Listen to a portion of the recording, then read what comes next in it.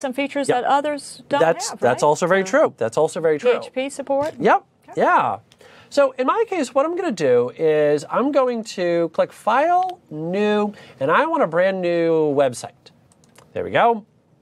And I'm going to go with an ASP.NET empty website. Now, don't worry too much about what ASP.NET is or VB or anything like that. We're not going to be getting anything into that. The key word here, the word that I want to highlight is going to be empty. And so empty, sort of like you might expect, is exactly that, meaning that it's going to be empty. There's not going to be anything inside. You're not the lazy developer like I am. Right. You don't use the template. Okay. Yep. And down at the very bottom here, I'm just going to give this a real quick name of demo, again, being very creative. And then I'm going to click OK, and then we'll give this just a second here. Perfect.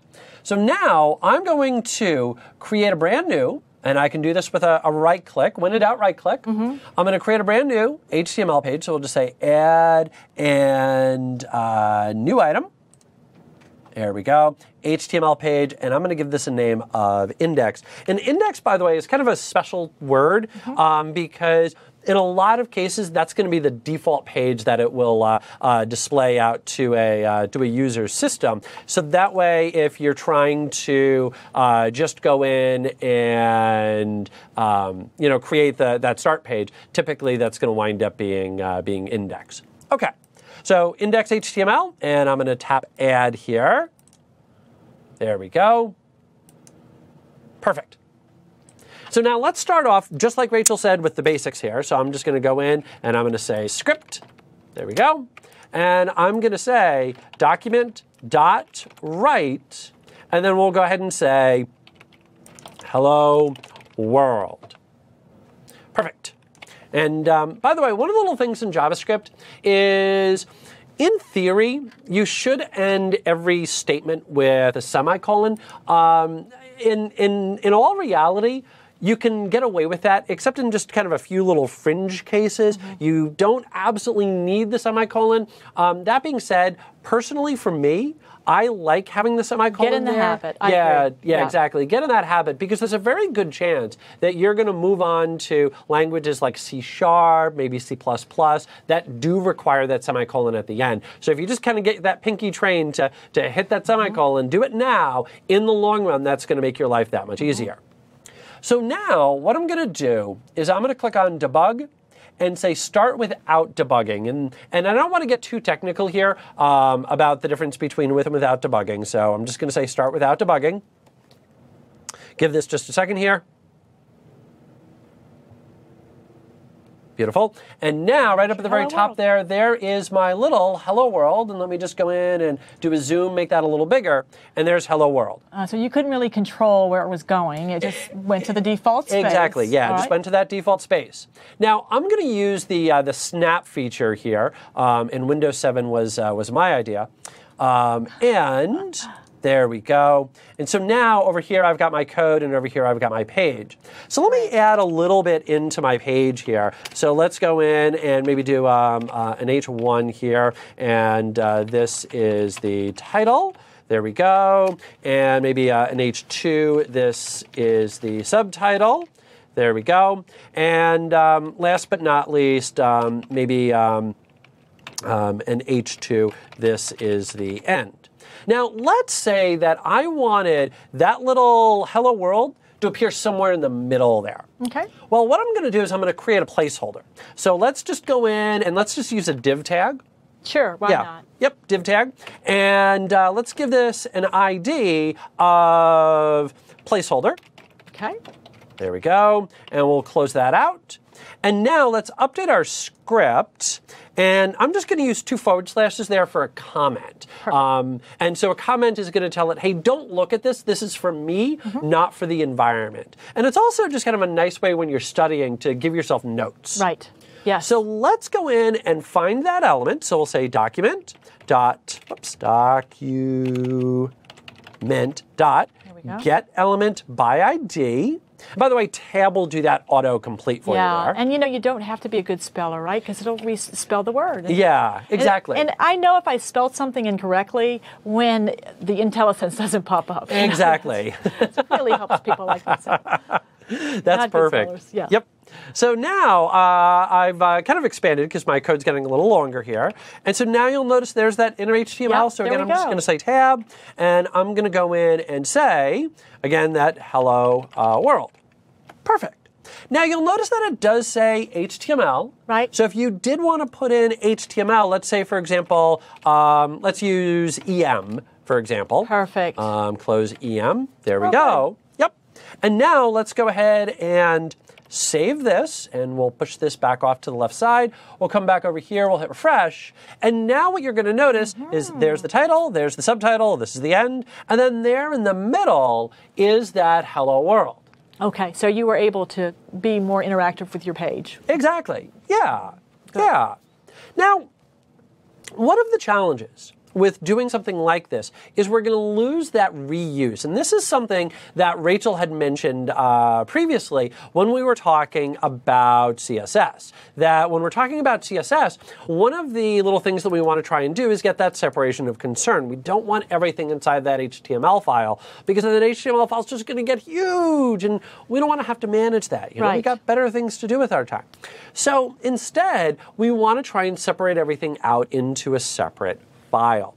And you'll notice that that's exactly what we can do by just going in and creating a brand new file here. So if I go in with my little pen, we could go in, create a brand new file, give it a name. Yep, script.js, default name, that'll work. Yep, that'll work. The JS, of course, being for JavaScript. See, and then you'll notice that we can put the JavaScript in that that we want. Now, one of the things that I'm going to demo here in a minute is that if we just simply put in this JavaScript, it would just immediately run. And in this case, it would create an alert, which is going to be that little dialog box that pops up. For sure. Yeah. That works. But I don't necessarily want that to happen right away. I want a little bit of control over exactly when that's going to happen. And that is where a function comes into play. Okay. So a function gives me a balled up block of code that I can call by its name. So I'm going to get down to that little call down in a second here, but what I want to highlight for right now is you'll notice that name and that name. Yep. They match. Perfect. Right text, right text. So it makes it very easy now for me to go in and call that. So only when I call that right text will that actually execute. Yep, and so that'll be tied to the on-click event, right? Exactly, Very good. So when that fires, it'll go out and grab your code. That's exactly it. Perfect. Yep. Now, when we put it into a separate file, let me make sure I've got my pen. There we go. Okay. When I put it into a separate file, just like with that CSS, I need to bring that in. And so we can do that in the head, we can do that in the body. There are a lot of different options that, that we have there. But you're going to notice that sort of like we had with the CSS, that we are going to call to that file. So there's that little script.js, and that's going to be our call to it. And then you're going to notice that little closing script here. Yep, beginning and end. Yep. There we go. Now, I do want to mention something real quick, because this is something that's caught me on several occasions, is technically, in HTML, if I'm not putting anything at all between the closing and open tag, so if I'm not putting anything here, in most cases, what I can do is simply have, for example, like a line break, is just that / at the end there. That works. That works. Yep. You're going to notice nothing in between there. So you're going to look at that and you might think, well, wait a minute, Christopher, couldn't I just, get rid of that and just put that / right there? You would think. It doesn't work. And most annoyingly, and I'll actually demo this because the number of times that this catches me, I seem to always forget this, is innumerable. What makes this particular little quirk annoying is it just doesn't load the script file. So it doesn't give you an error message. Right. It doesn't tell you, hey, dude, you got to give me a real closing tag here. It doesn't do any of that. All that it simply does is simply not do anything. Not do anything, right? But no warning. Yeah. Usually when that happens, you need to go back and look at your begin and end tags. That's for sure. Yeah. Great point to bring out. Yeah. So make sure that you've got that closing tag right there. Make sure you've got that. Okay. And then the last thing is, once we reference that now, because it's in a function, we want to be able to call it. And then what you're going to notice down here is that little on click, which there we go. be for click, Right. and that's going to call that little item right up there. Good. All right. So Cool. write it out externally, and then when you're ready to use it, you just call it. Exactly. Okay. So let's go ahead and take a look at how we can do this here. Okay. So let me get out of my slides. Discard. There we go. Okay. And back to Visual Studio. So what I'm going to do is sort of like what Rachel did before, is I'm actually going to cut that block of code. So we have kind of the same bit of code there. And then what I'm going to do is create a brand new JavaScript file. Okay. It's going to give me that little name of JavaScript. I'm going to name it script.js. Yeah. There we go. That's unique. Yep.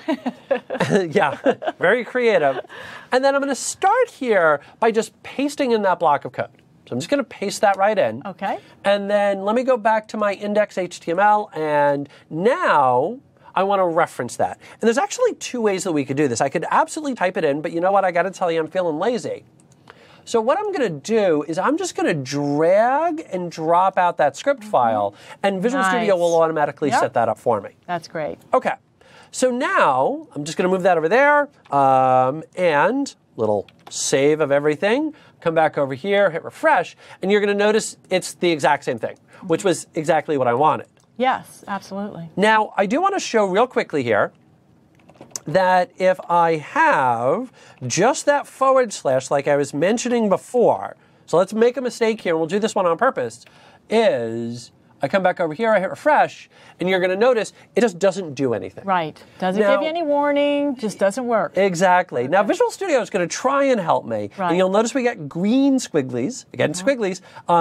You'll notice that we get green squigglies there to kind of tell me, hey, you did something wrong. So let's just undo that and hit save, and then let's hit refresh again, and everything works. Perfect. But I want to put that inside of a function. So let's just go right inside of here, and I'm just going to say function, and we'll give this a name, display message. There we go. And by the way, one little thing to mention about JavaScript here, and Visual Studio automatically put in the tabs for me, is that JavaScript is case sensitive. And that's a very big thing, because everything else that we've been dealing with when it came to HTML and CSS, none of those were case sensitive. Now it is case sensitive. In fact, back long time ago, it used to be when you were writing HTML that the best practice was to put it in all uppercase letters. And that's now changed. The best practice to put into all lowercase, but HTML is actually technically not case sensitive. JavaScript, however, is. And so my advice whenever anybody asks, hey, is this case sensitive, is to say treat everything like it's case sensitive, because in the long run, that's going to make your life that much easier. Because if you treat something like it's case sensitive and it's not, you're going to be fine. Right. If you treat something like it's not case sensitive and it is, now you're going to run into problems. So you'll notice, right there, display message, I'm going to have that capital M. So when I come back over here and create my little button, you're going to notice that I'm going to need that capital M. So let me just make that full screen again. And let's say button, type equals button. And then let's say on click equals, and we'll say display message. And you'll notice that Visual Studio is even picking up the fact that we created that function, and it's saying, hey, you might want that. So let me pretty cool. Makes developer lives very easy. Oh, yeah, absolutely. And then we'll kind of just do the generic click me. There we go. Perfect. So now let's do a save all, which is the two little disks there. There we go. And then let's come back over here, hit refresh, and there's my little button down at the very bottom that says click me. Nice. And when I click, now you're going to notice that there's that hello world. Very nice. Yeah. So now I get control, or I guess the user gets control over when that's actually going to be executed. Okay. Yeah. And can only be done with JavaScript, right? Exactly. Updating your user interface. Yeah. During runtime with JavaScript. Yeah. Now, great example. There's other cool things that you can do with JavaScript, right, Rachel? Can't you do like graphic-y stuff? Absolutely. Let's talk about that. Yeah, show me some graphic-y stuff. Yeah, and earlier we actually introduced the Canvas object. Yeah. So we're going to take that a little bit further. We mentioned that with a Canvas object, to interact with that during runtime, you're going to have to use a little bit of JavaScript code. But it's really not that hard. We're going to take a look at that. If we look at my screen, here's a simple little example of using JavaScript to interact with the canvas. And you can see we did just like Christopher did.